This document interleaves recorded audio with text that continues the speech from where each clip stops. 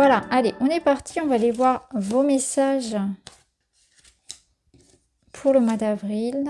Vous avez le foyer, le confort, le noyau apaisant. Et on vous dit d'apprécier le confort et le sentiment d'appartenir. Donc c'est dans une relation, dans un groupe ou dans un projet, peut-être même dans un lieu où vous vous sentez bien.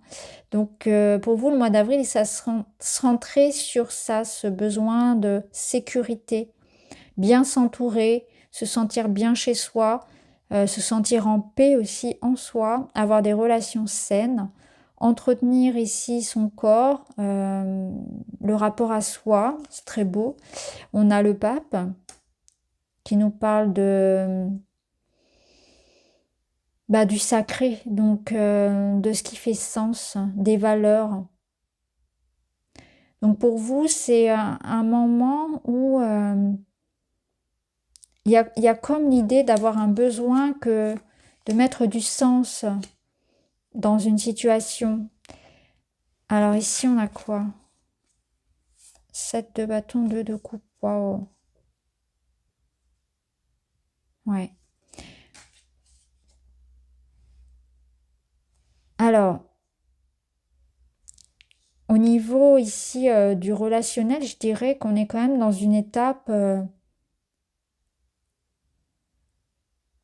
où on se donne les moyens de préserver ce qu'il y a de beau autour de soi, de ce qu'on a construit. Alors, que ce soit une relation amoureuse, que ce soit un projet, que ce soit sa vie, sa stabilité, sa paix intérieure, on est dans l'idée de préserver ça, cette paix, cette sérénité, cet amour, ce qu'on possède de plus précieux.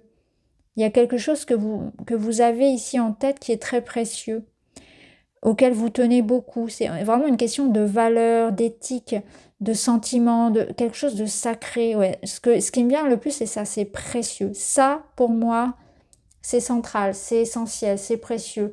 Alors bien sûr, ça va dépendre de chacun. C'est ce qui vous apporte du confort, de la sécurité, de l'amour, de la joie, de la chaleur, du partage. Il y a quelque chose ici pour vous qui est important. Et c'est comme si on vous invitait à le préserver, à le protéger, à en prendre conscience, à avoir de la reconnaissance, peut-être à le nourrir. Peut-être que pour certains, on est en train de le construire. C'est un objectif aussi. Donc ça peut être vraiment ici un engagement de cœur, une relation. Ça peut être un projet personnel, ça peut être la famille, les enfants, ça peut être votre passion, ça peut être votre paix intérieure, votre santé mentale, un travail, un projet de maison. J'essaie de vous donner le plus d'exemples possible, mais vraiment c'est ça, c'est que il y a quelque chose ici qui vous fait vous sentir heureux, stable, en sécurité, et vous y tenez, et vous allez, soit vous êtes en train de le construire, c'est votre objectif, soit vous l'avez déjà, et vous tenez, ça vous tient à cœur de le protéger, de le préserver. Alors, qu'est-ce qu'on a ici?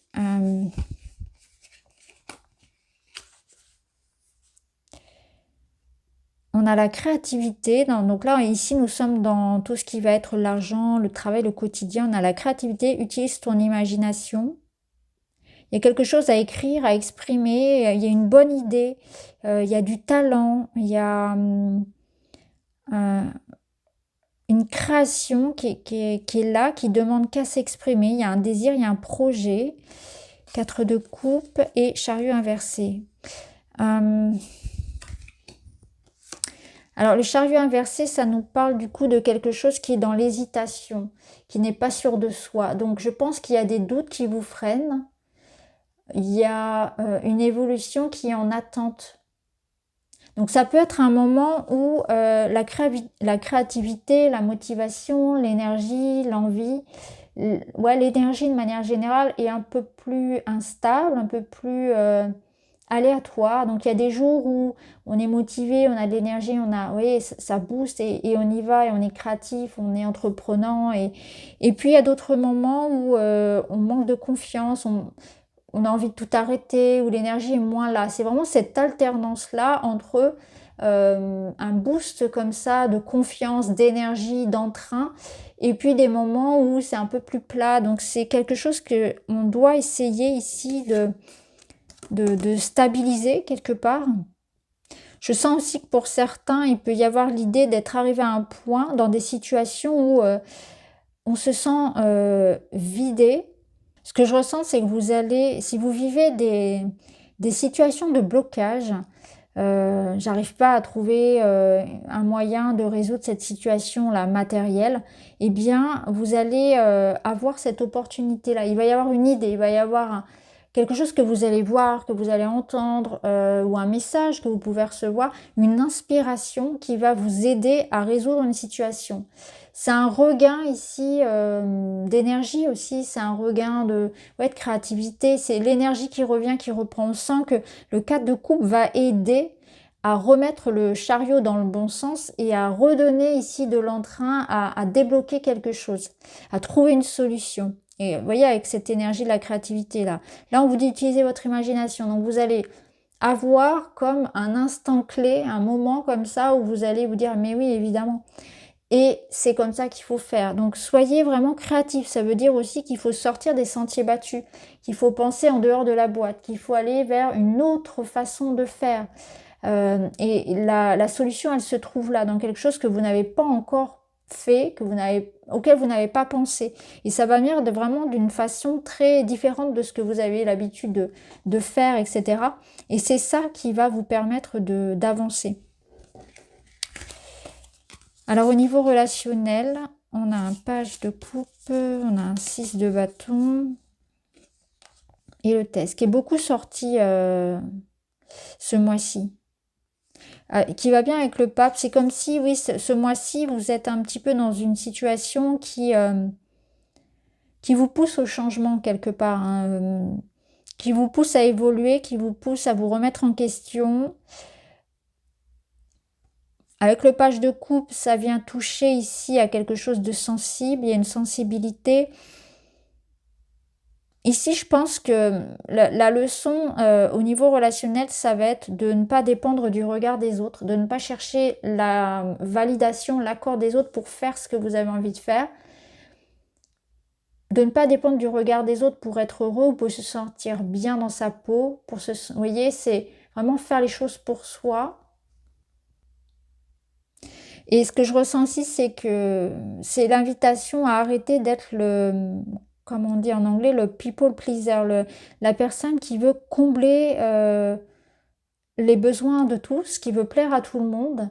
J'arrête de vouloir plaire à tout le monde, j'arrête d'être le sauveur, de vouloir être toujours celui qui dit oui, celui qui est gentil. Et je suis davantage à l'écoute de ce que moi je veux. Donc là, on sent qu'on a eu besoin de ça. On a cherché en fait à être aimé et c'est légitime. Depuis tout petit, on cherche l'amour de nos parents, on cherche l'approbation des professeurs, etc. On cherche à être aimé, on veut être aimé par les autres, par les copains, par les parents.